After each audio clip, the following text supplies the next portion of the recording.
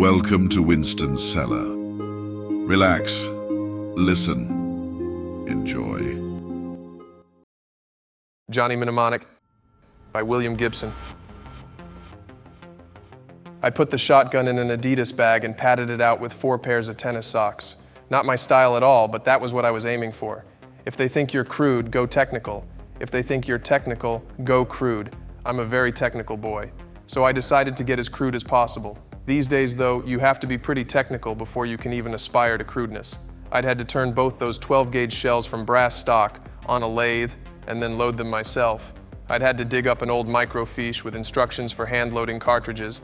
I'd had to build a lever-action press to seat the primers. All very tricky, but I knew they'd work.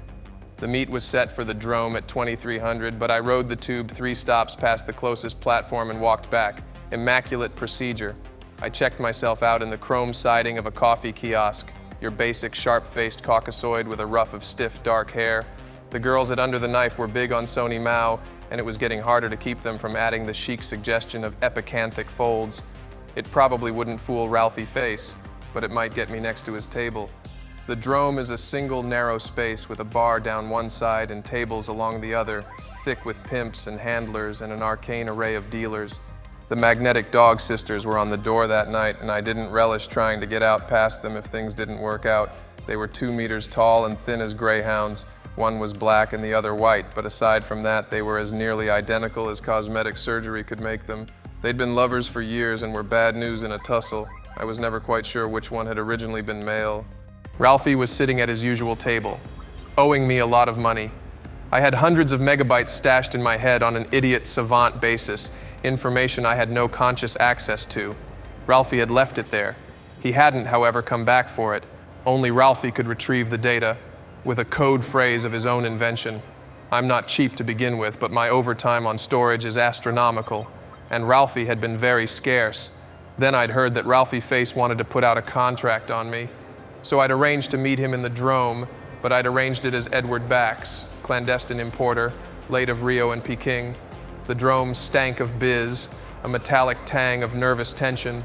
Muscle boys scattered through the crowd were flexing stock parts at one another and trying on thin, cold grins, some of them so lost under superstructures of muscle graft that their outlines weren't really human. Pardon me, friends. Just Eddie Bax here, Fast Eddie the importer, with his professionally nondescript gym bag, and please ignore this slit, just wide enough to admit his right hand. Ralphie wasn't alone.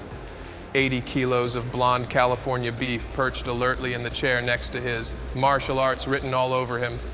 Fast Eddie Bax was in the chair opposite them before the beef's hands were off the table. "You black belt?" I asked eagerly. He nodded, blue eyes running an automatic scanning pattern between my eyes and my hands. "Me too," I said. "Got mine here in the bag." And I shoved my hand through the slit and thumbed the safety off. Click. Double 12 gauge with the triggers wired together. "That's a gun," Ralphie said, putting a plump, restraining hand on his boy's taut blue nylon chest. "Johnny has an antique firearm in his bag." So much for Edward Bax. I guess he'd always been Ralphie something or other, but he owed his acquired surname to a singular vanity. Built something like an overripe pear, he'd worn the once famous face of Christian White for 20 years. Christian White of the Aryan reggae band, Sony Mao to his generation, and final champion of race rock. I'm a whiz at trivia. Christian White, classic pop face with a singer's high-definition muscles, chiseled cheekbones, angelic in one light, handsomely depraved in another. But Ralphie's eyes lived behind that face, and they were small and cold and black. "Please," he said, "let's work this out like businessmen." His voice was marked by a horrible prehensile sincerity, and the corners of his beautiful Christian White mouth were always wet. "Louis here," nodding in the beef boy's direction, "is a meatball." Louis took this impassively, looking like something built from a kit. "You aren't a meatball, Johnny." "Sure I am, Ralphie. A nice meatball chock full of implants where you can store your dirty laundry while you go off shopping for people to kill me. From my end of this bag, Ralphie, it looks like you've got some explaining to do." "It's this last batch of product, Johnny," he sighed deeply. "In my role as broker." "Fence," I corrected. "As broker, I'm usually very careful as to sources." You buy only from those who steal the best. Got it. He sighed again.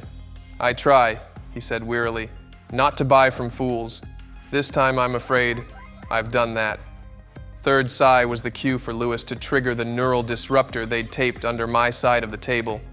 I put everything I had into curling the index finger of my right hand, but I no longer seemed to be connected to it. I could feel the metal of the gun and the foam-padded tape I'd wrapped around the stubby grip, but my hands were cool wax, distant and inert. I was hoping Lewis was a true meatball thick enough to go for the gym bag and snag my rigid trigger finger, but he wasn't. We've been very worried about you, Johnny. Very worried. You see, that's Yakuza property you have there. A fool took it from them, Johnny. A dead fool. Lewis giggled. It all made sense then. An ugly kind of sense, like bags of wet sand settling around my head. Killing wasn't Ralphie's style. Lewis wasn't even Ralphie's style. But he'd got himself stuck between the sons of the neon chrysanthemum and something that belonged to them. Or more likely, something of theirs that belonged to someone else. Ralphie, of course, could use the code phrase to throw me into idiot savant, and I'd spill their hot program without remembering a single quarter tone. For a fence like Ralphie, that would ordinarily have been enough. But not for the Yakuza. The Yakuza would know about squids, for one thing, and they wouldn't want to worry about one lifting those dim and permanent traces of their program out of my head. I didn't know very much about squids, but I'd heard stories, and I made it a point never to repeat them to my clients. No, the Yakuza wouldn't like that. It looked too much like evidence. They hadn't got where they were by leaving evidence around, or alive. Lewis was grinning. I think he was visualizing a point just behind my forehead and imagining how he could get there the hard way. Hey, said a low voice, feminine, from somewhere behind my right shoulder. You cowboys sure aren't having too lively a time. Pack it, bitch, Lewis said, his tanned face very still. Ralphie looked blank. Lighten up. You want to buy some good free base? She pulled up a chair and quickly sat before either of them could stop her. She was barely inside my fixed field of vision, a thin girl with mirrored glasses, her dark hair cut in a rough shag. She wore black leather, open over a t-shirt slashed diagonally with stripes of red and black. 8 thou a gram weight. Lewis snorted his exasperation and tried to slap her out of the chair. Somehow he didn't quite connect, and her hand came up and seemed to brush his wrist as it passed. Bright blood sprayed the table. He was clutching his wrist white knuckle tight, blood trickling from between his fingers. But hadn't her hand been empty? He was going to need a tendon stapler. He stood up carefully, without bothering to push his chair back. The chair toppled backward, and he stepped out of my line of sight without a word. He better get a medic to look at that, she said. That's a nasty cut. You have no idea, said Ralphie, suddenly sounding very tired, the depths of shit you have just gotten yourself into. No kidding? Mystery. I get real excited by mysteries, like why your friend here's so quiet, frozen like, or what this thing here is for, and she held up the little control unit that she'd somehow taken from Lewis. Ralphie looked ill. You, want maybe $250,000 to give me that and take a walk? A fat hand came up to stroke his pale, lean face nervously.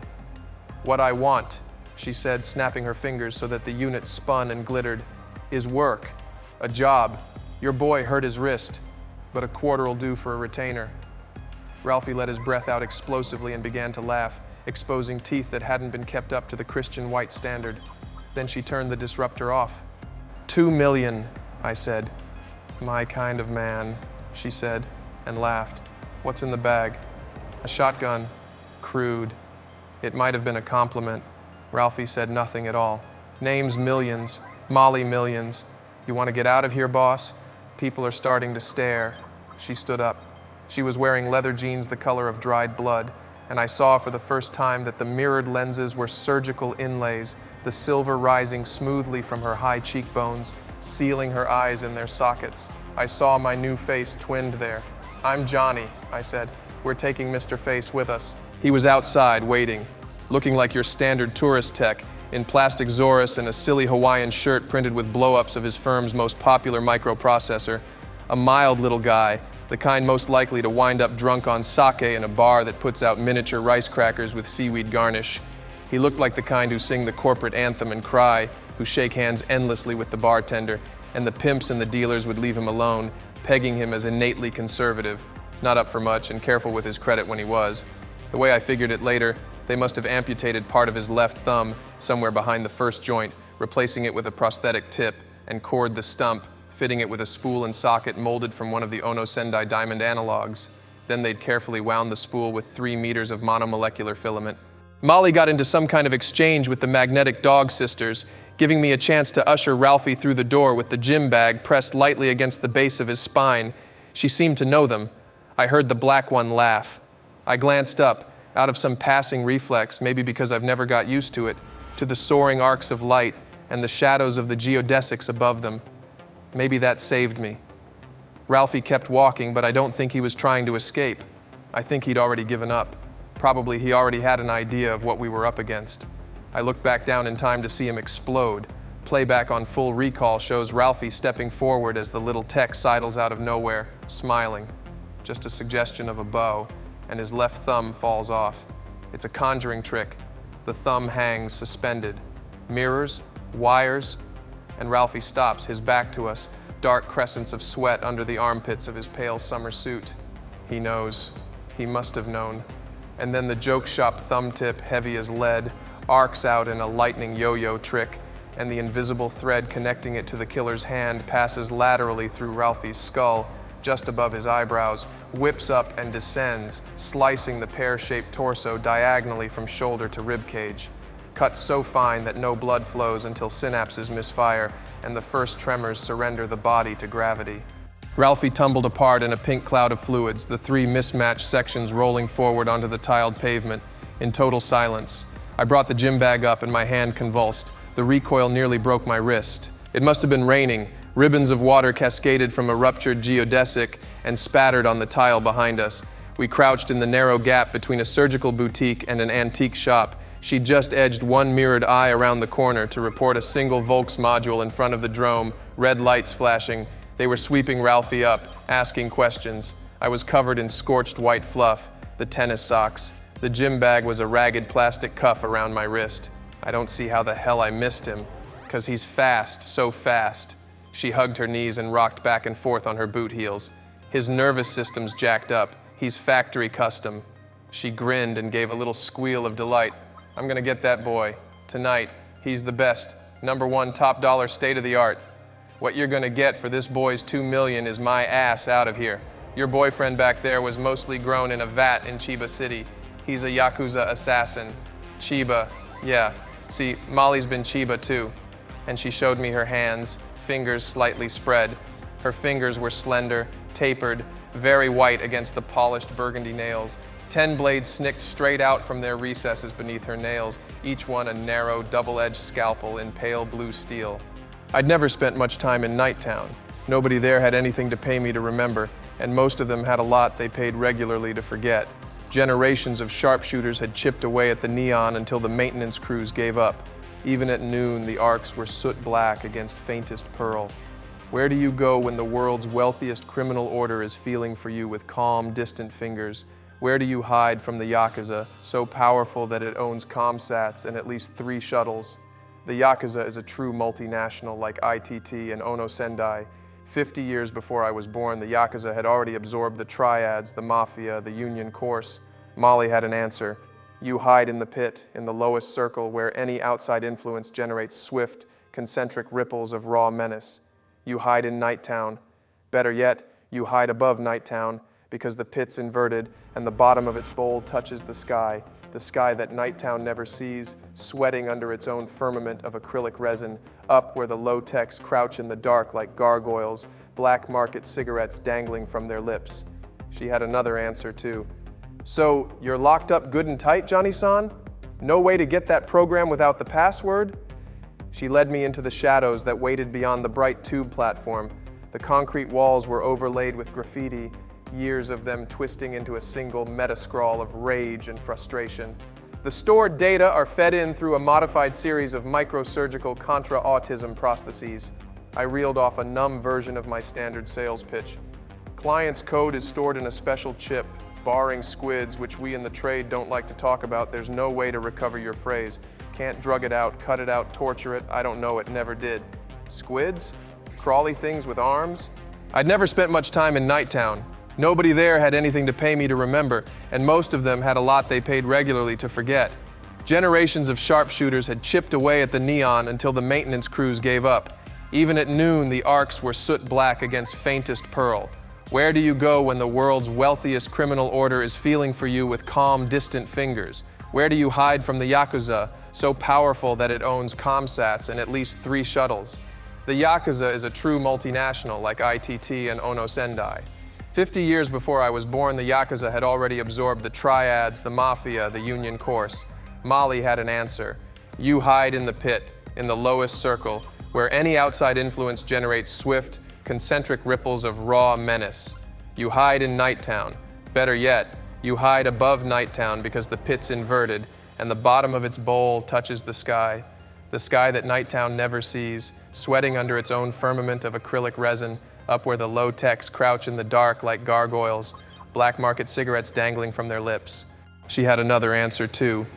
So you're locked up good and tight, Johnny-san? No way to get that program without the password? She led me into the shadows that waited beyond the bright tube platform. The concrete walls were overlaid with graffiti, years of them twisting into a single meta-scrawl of rage and frustration.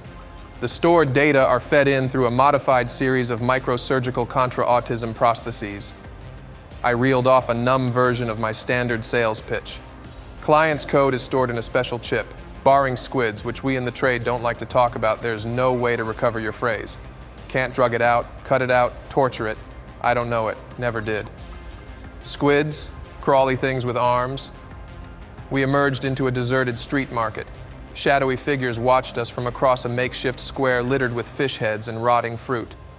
Superconducting quantum interference detectors. Use them in the war to find submarines, suss out enemy cyber systems. Yeah? Navy stuff? From the war? Squid'll read that chip of yours? She'd stopped walking, and I felt her eyes on me behind those twin mirrors. Even the primitive models could measure a magnetic field a billionth the strength of geomagnetic force. It's like pulling a whisper out of a cheering stadium. Cops can do that already with parabolic microphones and lasers. But your data's still secure. Pride in profession. No government will let their cops have squids, not even the security heavies.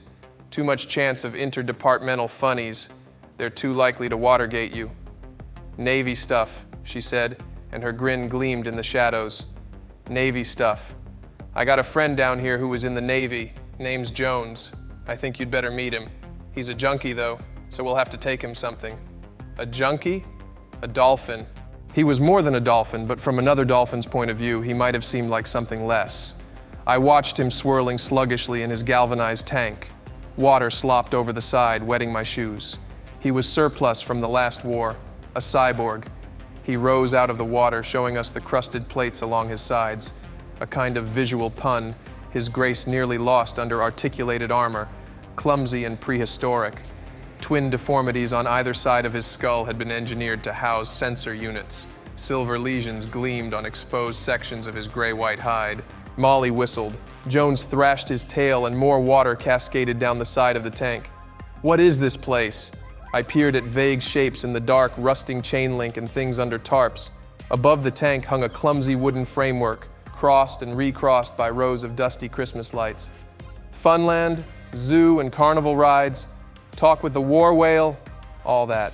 Some whale Jones is. Jones reared again and fixed me with a sad and ancient eye. How's he talk? Suddenly I was anxious to go. That's the catch. Say hi, Jones. And all the bulbs lit simultaneously.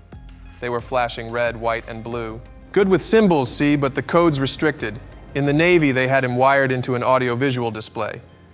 She drew the narrow package from a jacket pocket. Pure shit, Jones. Want it? He froze in the water and started to sink. I felt a strange panic, remembering that he wasn't a fish, that he could drown. We want the key to Johnny's bank, Jones. We want it fast. The lights flickered, died. Go for it, Jones. Blue bulbs, cruciform, darkness. Pure, it's clean. Come on, Jones. White sodium glare washed her features, stark monochrome, shadows cleaving from her cheekbones.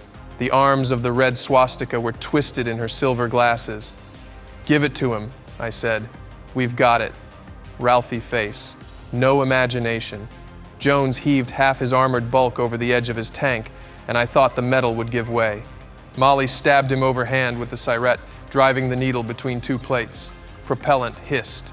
Patterns of light exploded, spasming across the frame and then fading to black. We left him drifting, rolling languorously in the dark water.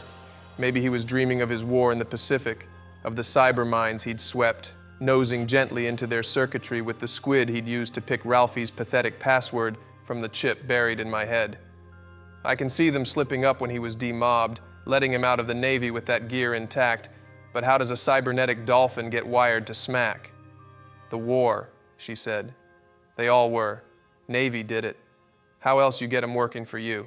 I'm not sure this profile's as good business, the pirate said, angling for better money.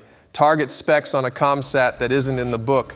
Waste my time and you won't profile at all, said Molly, leaning across his scarred plastic desk to prod him with her forefinger. So maybe you want to buy your microwave somewhere else? He was a tough kid, behind his Mao job, a night-towner by birth probably. Her hand blurred down the front of his jacket, completely severing a lapel without even rumpling the fabric. So we got a deal or not? Deal, he said, staring at his ruined lapel with what he must have hoped was only polite interest. Deal. While I checked the 2 recorders we'd bought, she extracted the slip of paper I'd given her from the zippered wrist pocket of her jacket. She unfolded it and read silently, moving her lips. She shrugged. This is it? Shoot, I said, punching the record studs of the 2 decks simultaneously. Christian White, she recited, and his Aryan reggae band. Faithful Ralphie, a fan to his dying day. Transition to idiot savant mode is always less abrupt than I expect it to be. The pirate broadcaster's front was a failing travel agency in a pastel cube that boasted a desk, 3 chairs, and a faded poster of a Swiss orbital spa. A pair of toy birds with blown glass bodies and tin legs were sipping monotonously from a styrofoam cup of water on a ledge beside Molly's shoulder. As I phased into mode, they accelerated gradually until their day-glow feathered crowns became solid arcs of color. The LEDs that told seconds on the plastic wall clock had become meaningless pulsing grids, and Molly and the Mao-faced boy grew hazy, their arms blurring occasionally in insect-quick ghosts of gesture. And then it all faded to cool gray static and an endless tone poem in an artificial language. I sat and sang Dead Ralphie's Stolen Program for 3 hours. The mall runs 40 kilometers from end to end, a ragged overlap of fuller domes roofing what was once a suburban artery. If they turn off the arcs on a clear day, a gray approximation of sunlight filters through layers of archilic, a view like the prison sketches of Giovanni Piranesi. The 3 southernmost kilometers roof Nighttown. Nighttown pays no taxes, no utilities. The neon arcs are dead, and the geodesics have been smoked black by decades of cooking fires. In the nearly total darkness of a Nighttown noon, who notices a few dozen mad children lost in the rafters? We'd been climbing for 2 hours, up concrete stairs and steel ladders with perforated rungs, past abandoned gantries and dust-covered tools. We'd started in what looked like a disused maintenance yard, stacked with triangular roofing segments. Everything there had been covered with that same uniform layer of spray bomb graffiti, gang names, initials, dates back to the turn of the century. The graffiti followed us up, gradually thinning until a single name was repeated at intervals, L-O-T-E-K, in dripping black capitals. Who's low-tech? Not us, boss. She climbed a shivering aluminum ladder and vanished through a hole in a sheet of corrugated plastic. Low technique, low technology. The plastic muffled her voice. I followed her up, nursing an aching wrist. Low techs. They'd think that shotgun trick of yours was a feat. An hour later, I dragged myself up through another hole, this one sawed crookedly in a sagging sheet of plywood, and met my first low tech. "It's okay," Molly said, her hand brushing my shoulder. "It's just dog. Hey, dog." In the narrow beam of her taped flash, he regarded us with his one eye and slowly extruded a thick length of grayish tongue, licking huge canines. I wondered how they wrote off tooth bud transplants from Dobermans as low technology. Immunosuppressives don't exactly grow on trees. Maul. Dental augmentation impeded his speech. A string of saliva dangled from his twisted lower lip. "Heard you coming. Long time." He might have been 15, but the fangs and a bright mosaic of scars combined with the gaping socket to present a mask of total bestiality. It had taken time and a certain kind of creativity to assemble that face, and his posture told me he enjoyed living behind it. He wore a pair of decaying jeans, black with grime and shiny along the creases. His chest and feet were bare. He did something with his mouth that approximated a grin. "Bein' followed you." Far off down in Nighttown, a water vendor cried his trade. "Strings jumping, dog?" She swung her flash to the side and I saw thin cords tied to eye bolts, cords that ran to the edge and vanished. "Kill the fucking light!" She snapped it off. "How come the one who's following you's got no light?" "Doesn't need it. That one's bad news, dog. Your sentries give him a tumble. They'll come home in easy-to-carry sections." "This a friend, Maul?" He sounded uneasy. I heard his feet shift on the worn plywood. "Number, but he's mine. And this one," slapping my shoulders, "he's a friend. Got that?" "Sure," he said without much enthusiasm, padding to the platform's edge where the eye bolts were. He began to pluck out some kind of message on the taut cords. Nighttown spread beneath us like a toy village for rats. Tiny windows showed candlelight, with only a few harsh, bright squares lit by battery lanterns and carbide lamps. I imagined the old men at their endless games of dominoes under warm, fat drops of water that fell from wet wash hung out on poles between the plywood shanties.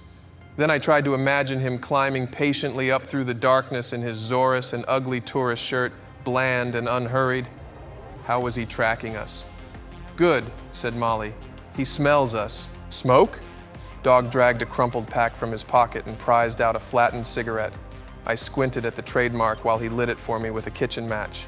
Yiheyuan filters, Beijing cigarette factory. I decided that the low-techs were black marketeers. Dog and Molly went back to their argument, which seemed to revolve around Molly's desire to use some particular piece of low-tech real estate. "I've done you a lot of favors, man. I want that floor, and I want the music." "You're not low-tech." This must have been going on for the better part of a twisted kilometer, Dog leading us along swaying catwalks and up rope ladders. The low-techs leached their webs and huddling places to the city's fabric with thick gobs of epoxy and sleep above the abyss in mesh hammocks. Their country is so attenuated that in places it consists of little more than holds for hands and feet, sawed into geodesic struts. The killing floor, she called it. Scrambling after her, my new Eddie Bax shoes slipping on worn metal and damp plywood, I wondered how it could be any more lethal than the rest of the territory. At the same time, I sensed that Dog's protests were ritual and that she already expected to get whatever it was she wanted. Somewhere beneath us, Jones would be circling his tank, feeling the first twinges of junk sickness. The police would be boring the Drome regulars with questions about Ralphie. What did he do? Who was he with before he stepped outside?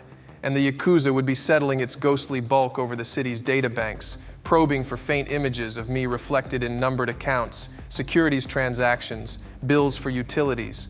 We're an information economy. They teach you that in school. What they don't tell you is that it's impossible to move, to live, to operate at any level without leaving traces, bits, seemingly meaningless fragments of personal information, fragments that can be retrieved, amplified. But by now the pirate would have shuttled our message into line for black box transmissions to the Yakuza ComSat. A simple message: call off the dogs or we wideband your program. The program. I had no idea what it contained. I still don't. I only sing the song, with zero comprehension. It was probably research data, the Yakuza being given to advanced forms of industrial espionage, a genteel business, stealing from Ono Sendai as a matter of course and politely holding their data for ransom, threatening to blunt the conglomerate's research edge by making the product public. But why couldn't any number play? Wouldn't they be happier with something to sell back to Ono Sendai, happier than they'd be with one dead Johnny from memory lane? Their program was on its way to an address in Sydney, to a place that held letters for clients and didn't ask questions once you'd paid a small retainer. Fourth-class surface mail. I'd erased most of the other copy and recorded our message in the resulting gap, leaving just enough of the program to identify it as the real thing. My wrist hurt. I wanted to stop, to lie down, to sleep. I knew that I'd lose my grip and fall soon.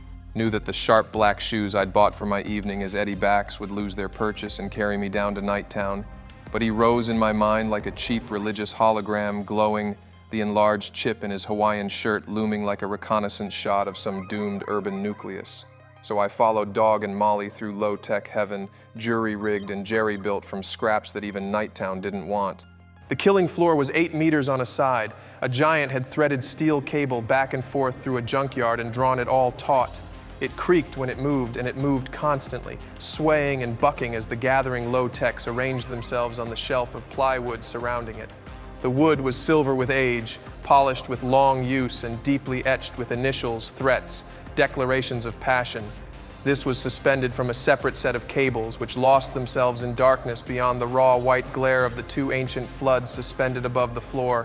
A girl with teeth like dogs hit the floor on all fours. Her breasts were tattooed with indigo spirals. Then she was across the floor, laughing, grappling with a boy who was drinking dark liquid from a liter flask. Low-tech fashion ran to scars and tattoos and teeth.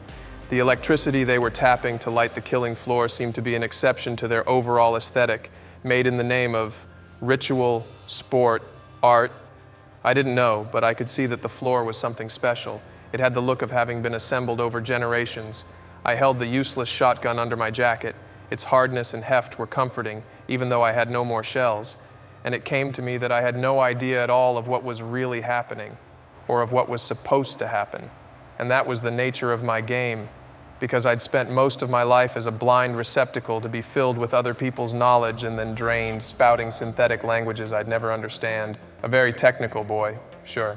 And then I noticed just how quiet the low-techs had become. He was there, at the edge of the light, taking in the killing floor and the gallery of silent low-techs with a tourist's calm. And as our eyes met for the first time with mutual recognition, a memory clicked into place for me of Paris and the long Mercedes electrics gliding through the rain to Notre Dame, mobile greenhouses, Japanese faces behind the glass, and 100 Nikons rising in blind phototropism, flowers of steel and crystal, behind his eyes as they found me those same shutters whirring. I looked for Molly Millions, but she was gone. The low-techs parted to let him step up onto the bench. He bowed, smiling, and stepped smoothly out of his sandals, leaving them side by side, perfectly aligned, and then he stepped down onto the killing floor. He came for me, across that shifting trampoline of scrap as easily as any tourist padding across synthetic pile in any featureless hotel. Molly hit the floor, moving. The floor screamed. It was mic'd and amplified, with pickups riding the 4 fat coil springs at the corners and contact mics taped at random to rusting machine fragments. Somewhere the low-techs had an amp and a synthesizer, and now I made out the shapes of speakers overhead, above the cruel white floods. A drum beat began, electronic, like an amplified heart, steady as a metronome. She'd removed her leather jacket and boots. Her t-shirt was sleeveless, faint telltales of Chiba City circuitry traced along her thin arms. Her leather jeans gleamed under the floods. She began to dance. She flexed her knees, white feet tensed on a flattened gas tank, and the killing floor began to heave in response. The sound it made was like a world ending, like the wires that hold heaven snapping and coiling across the sky. He rode with it for a few heartbeats, and then he moved, judging the movement of the floor perfectly, like a man stepping from one flat stone to another in an ornamental garden. He pulled the tip from his thumb with the grace of a man at ease with social gesture and flung it at her. Under the floods, the filament was a refracting thread of rainbow. She threw herself flat and rolled, jackknifing up as the molecule whipped past, steel claws snapping into the light in what must have been an automatic rictus of defense. The drum pulse quickened, and she bounced with it, her dark hair wild around the blank silver lenses, her mouth thin, lips taut with concentration. The killing floor boomed and roared, and the low-techs were screaming their excitement. He retracted the filament to a whirling meter-wide circle of ghostly polychrome and spun it in front of him, thumbless hand held level with his sternum. A shield. And Molly seemed to let something go, something inside, and that was the real start of her mad dog dance. She jumped, twisting, lunging sideways, landing with both feet on an alloy engine block wired directly to one of the coil springs. I cupped my hands over my ears and knelt in a vertigo of sound, thinking floor and benches were on their way down to Nighttown, and I saw us tearing through the shanties, the wet wash exploding on the tiles like rotten fruit. But the cables held, and the killing floor rose and fell like a crazy metal sea, and Molly danced on it. And at the end, just before he made his final cast with the filament, I saw something in his face, an expression that didn't seem to belong there. It wasn't fear, and it wasn't anger. I think it was disbelief, stunned incomprehension mingled with pure aesthetic revulsion at what he was seeing, hearing, at what was happening to him. He retracted the whirling filament, the ghost disc shrinking to the size of a dinner plate as he whipped his arm above his head and brought it down, the thumb tip curving out for Molly like a live thing. The floor carried her down, the molecule passing just above her head. The floor whiplashed, lifting him into the path of the taut molecule. It should have passed harmlessly over his head and been withdrawn into its diamond-hard socket. It took his hand off just behind the wrist. There was a gap in the floor in front of him, and he went through it like a diver with a strange, deliberate grace, a defeated kamikaze on his way down to Nighttown. Partly, I think, he took that dive to buy himself a few seconds of the dignity of silence. She'd killed him with culture shock. The low-techs roared, but someone shut the amplifier off, and Molly rode the killing floor into silence, hanging on now, her face white and blank, until the pitching slowed and there was only a faint pinging of tortured metal and the grating of rust on rust. We searched the floor for the severed hand, but we never found it. All we found was a graceful curve in one piece of rusted steel, where the molecule went through. Its edge was bright as new chrome. We never learned whether the Yakuza had accepted our terms or even whether they got our message. As far as I know, their program is still waiting for Eddie Bax on a shelf in the back room of a gift shop on the 3rd level of Sydney Central 5. Probably they sold the original back to Ono Sendai months ago. But maybe they did get the Pirates broadcast because nobody's come looking for me yet, and it's been nearly a year. If they do come, they'll have a long climb up through the dark, past dog sentries, and I don't look much like Eddie Bax these days. I let Molly take care of that with a local anesthetic, and my new teeth have almost grown in. I decided to stay up here. When I looked out across the killing floor before he came, I saw how hollow I was, and I knew I was sick of being a bucket. So now I climb down and visit Jones almost every night. We're partners now, Jones and I, and Molly Millions too. Molly handles our business in the Drome. Jones is still in Funland, but he has a bigger tank with fresh seawater trucked in once a week, and he has his junk when he needs it. He still talks to the kids with his frame of lights, but he talks to me on a new display unit in a shed that I rent there, a better unit than the one he used in the Navy. And we're all making good money, better money than I made before, because Jones's squid can read the traces of anything that anyone ever stored in me, and he gives it to me on the display unit in languages I can understand. So we're learning a lot about all my former clients, and one day I'll have a surgeon dig all the silicon out of my amygdala, and I'll live with my own memories and nobody else's the way other people do. But not for a while. In the meantime, it's really okay up here, way up in the dark, smoking a Chinese filter tip and listening to the condensation that drips from the geodesics. Real quiet up here, unless a pair of low-techs decide to dance on the killing floor. It's educational too. With Jones to help me figure things out, I'm getting to be the most technical boy in town.